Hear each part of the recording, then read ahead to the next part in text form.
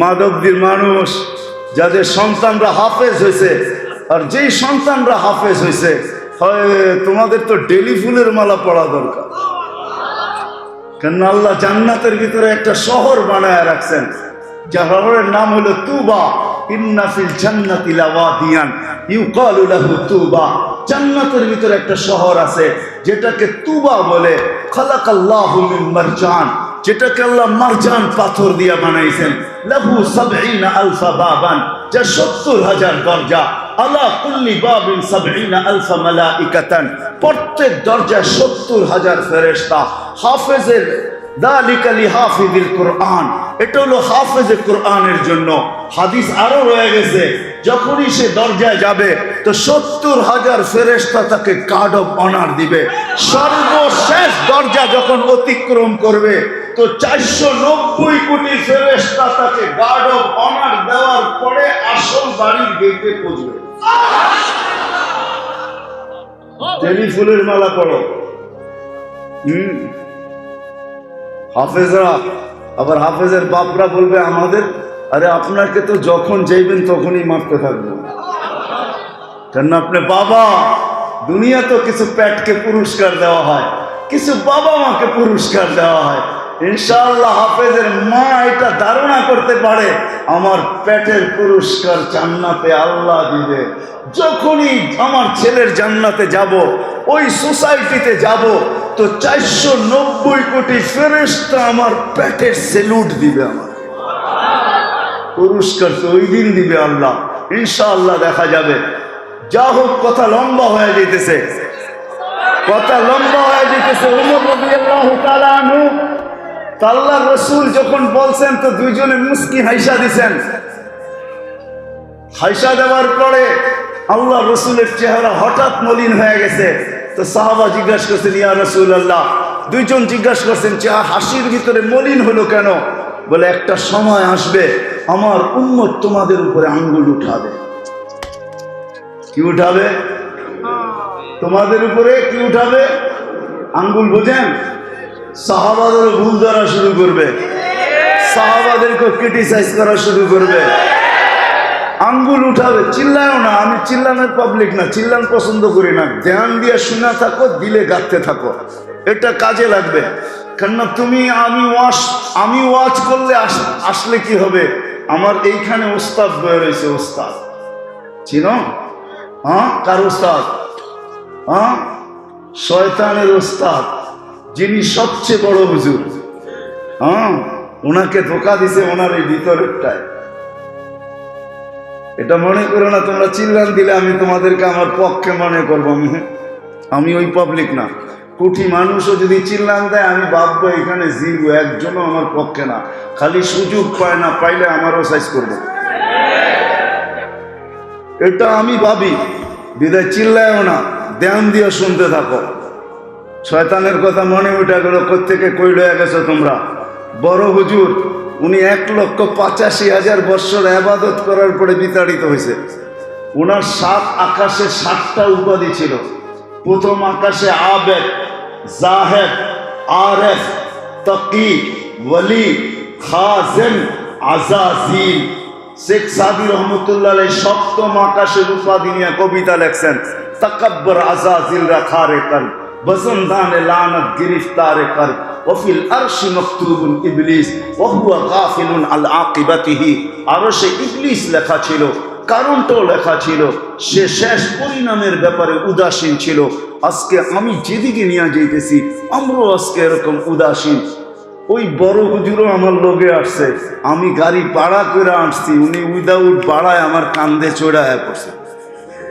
বিদায় তোমাদেরকে চিল্লাচিল্লি খুব করাবে, আসল যেটা গাথার ওটা গাথাবে না। কেননা গাথলেই সমস্যা। যেটা বুঝাইতে চাইতেছিলাম, তো দুইজন বলছে, ইয়া রাসূলুল্লাহ, আপনার উম্মত আমাদের উপরে আঙ্গুল উঠাবে, আমরা করছি তো করছি কি? কাহিনী শর্ট করতেছি, দুইজনের চোখে পানি চলে আসছে। তারপরে জিজ্ঞাসা করছেন, ইয়া রাসূলুল্লাহ, আমাদেরকে কি কেউ ভালোবাসবে না? বলছে, হ্যাঁ ভালোবাসবে। তা আল্লাহ রসুল বলছে, যারা ভালোবাসবে তাদেরকে কি দিবে? আবু বকর সিদ্দিক রাদিয়াল্লাহু তাআলা আনহু বলতেছে, আমি 4 আনার নেকি দিয়া দিব। উমর রাদিয়াল্লাহু তাআলা আনহুকে জিজ্ঞাসা করছে, তুমি কি দিবে? বলে কখনো ওনার আগে আমি যাইতে পারি না, এখনো আগে যাইতে চাই না, সঙ্গেই থাকতে চাই, আমিও চেরানা দিব।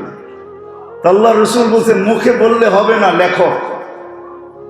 তো ওনারা লিখতে শুরু করছেন। জিবরিল আলাইহিস সালাম চলে আসছে, সালাম দিছে, অবেলা আপনি কাগজ নিয়ে যেতে বলছে আল্লাহ। বলছে কেন? বলছে কিয়ামতের দিন এটা প্রয়োগ করবে আল্লাহ, কিন্তু বলছে আপনাকে সাক্ষী দিয়ে দিতে। তো সাক্ষী দিয়ে দিছেন, কাগজ নিয়ে গেছেন, একটু পরে আবার আসছেন, বলছে কাগজ কোথায়? বলে ওটা আল্লাহ রেখা দিছেন, আপনার সাক্ষীর পরে আল্লাহ সাক্ষী হয়েছেন, আমাদেরকেও সাক্ষী বানাইছেন, কিয়ামতের দিন প্রয়োগ করবে। এখন ওমর রাদিয়াল্লাহু তাআলা আনহুর 4 আনা শুনেন।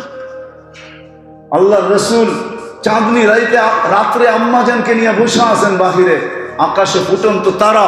আম্মাজান জিজ্ঞাসা করছে, ইয়া রাসূলুল্লাহ, তারার সমান নেকি কারো হবে? তো বলছে হ্যাঁ, একজনের হবে। বলে সেটা কে? বলে ওমর রাদিয়াল্লাহু তাআলা আনহু। ওমর শুনতে দেরি, আম্মাজানের চেহারা কালো হইতে দেরি হয় নাই। আল্লাহ রসুল তো মেজাজ জানতেন, তো জিজ্ঞাসা করছে, আয়েশা চেহারার রং পরিবর্তন হলো কেন? তোমার আব্বার নাম নেই না এই জন্য? জানেন, তারপরে আবার খোঁচা দেন কেন? আল্লাহ রসুল বলতেছে, আয়েশা তোমার আব্বার নেকি নবী রসুলের পরে সমগ্র জগৎ মিলেও করতে পারবে। এখন আসেন যে 4 আনা আমাদেরকে সাহাবায়ে কেরাম ওমর রাদিয়াল্লাহু তাআলা আনহু শুরু দিয়েছেন। আপনাদের বিজ্ঞান বলে আকাশে এত তারা, ওয়াযায়্যানা সামাআদ দুনিয়া বিমাসাবিহা ওয়াজআলনাহা রুজুমান লিশায়াতিন, এত তারা দিয়ে আল্লাহ সাজাইছেন। 750 কোটি মানুষ যদি গুনতে বসে তো 200 কোটি বৎসর লাগবে। সার্চ দেন, এখনই দেখেন। আপনাদের বিজ্ঞান বলে তাহলে যতটুক নেকি ওমর রাদিয়াল্লাহু তাআলা আনহু আমাদেরকে দিয়া গেছেন, আজকে 750 কোটি মানুষ বসা যদি গুনতে শুরু করে 50 কোটি বৎসর, অথচ আমরা সাহাবা চিনি না, 2-4 জনের নাম ছাড়া জানি না।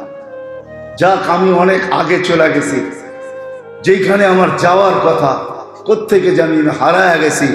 মুহাম্মদুর রাসূলুল্লাহ সাল্লাল্লাহু আলাইহি ওয়াসাল্লাম, যার প্রচার প্রসার চলতেছিল জন্মের 1000 বছর আগের থেকে, তারপরে এরকম কোন নবী আসেন নাই, রসুল আসেন নাই যার প্রচারে বাধ্য ছিলেন না।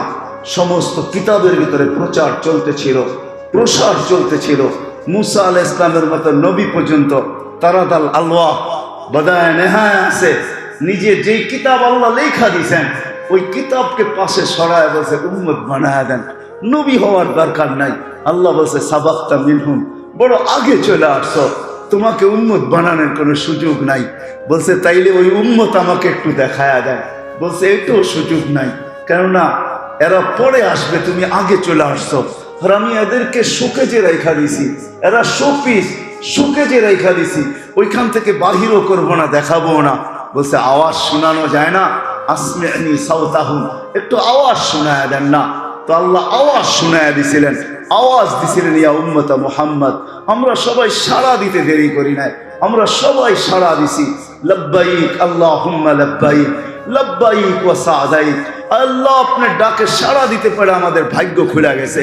আল্লাহ জিজ্ঞাসা করছেন, মুসা কিরকম শুনলা? মা সামিতু আহসানা মিনহু, এর চেয়ে সুন্দর আওয়াজ কোনোদিন শুনি নাই। আর এত সুন্দর শব্দে কেউ জবাব দিতে পারে, এটা আমার জানা ছিল।